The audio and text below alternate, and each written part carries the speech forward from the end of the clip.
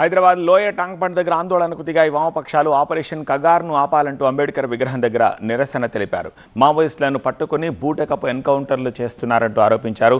CPI MLA కోనూరి Sambasivarao, మాజీ MP Aziz Pasha వామపక్ష నేతలు ఈ నిరసనలో పాల్గొన్నారు. ప్రస్తుతం పోలీస్ కస్టడీలో ఉన్న మావోయిస్టులను వెంటనే కోర్టులో హాజరుపరచాలని డిమాండ్ చేశారు. ఇటీవల జరిగిన అన్ని ఎన్కౌంటర్లపై న్యాయ విచారణ జరపాలని కోరారు వామపక్ష నేతలు. అటవీ సంపదను కార్పొరేట్లకు దోచిపెట్టడానికే మావోయిస్టులను పట్టుకుని బూటపు ఎన్కౌంటర్లు చేస్తున్నారని ఆరోపించారు.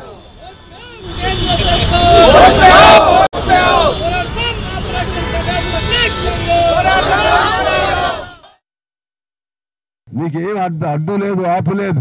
మీకు ఎందుకనంటే మతం పేరు చెప్పుకుని, దేవుడి పేరు చెప్పుకుని అధికారం చలాయిస్తూ కార్పొరేట్ శక్తులకు ఊడిగం చేసేటువంటి వాళ్ళు మీరు అడ్డు వచ్చిన ఎంతమందిని చంపుతారు.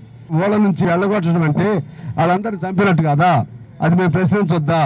అంటే వీళ్ళు చేసిన నేరాలు ఉండొచ్చు, మీకు చట్టం ఉంది కదా, చేతనైతే అరెస్ట్ చేయండి, చేతనైతే విచారణ చేయండి. నిన్న ఇక్బా గారి బొమ్మ కానీ, అంతకుముందు నంబాల కేసరావు గారి ఆయన ఫోటో కానీ చూస్తే, పేపర్లో వేసిన ఫోటోలు చూస్తే అది ఎన్కౌంటర్ కాదు. అది ఏకపక్షంగా వాళ్ళని చిత్రహింసలు చేసి వాళ్ళ ముఖమంతా కూడా మన తుపాకీ మడలతో కొట్టి కొట్టి చంపినట్లుగా కనపడుతుంది స్పష్టంగా.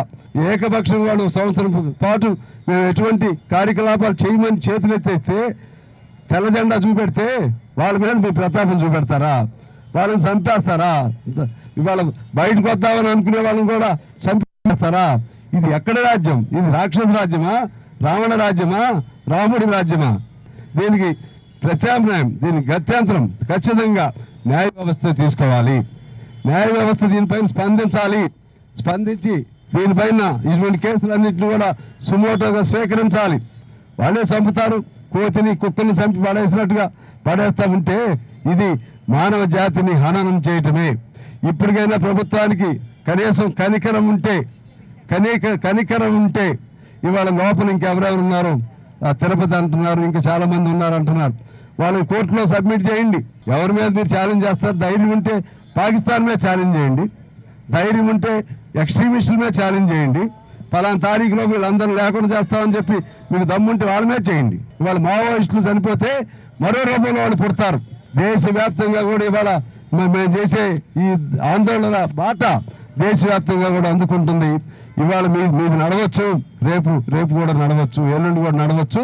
కానీ ఏదో ఒక రోజు శ్రీలంకలో లాగా ప్రజలు మీకు బుద్ధి చెప్తారు, ఏదో ఒక రోజు బంగ్లాదేశ్ లాగా మీకు ప్రజలు బుద్ధి చెప్తారు.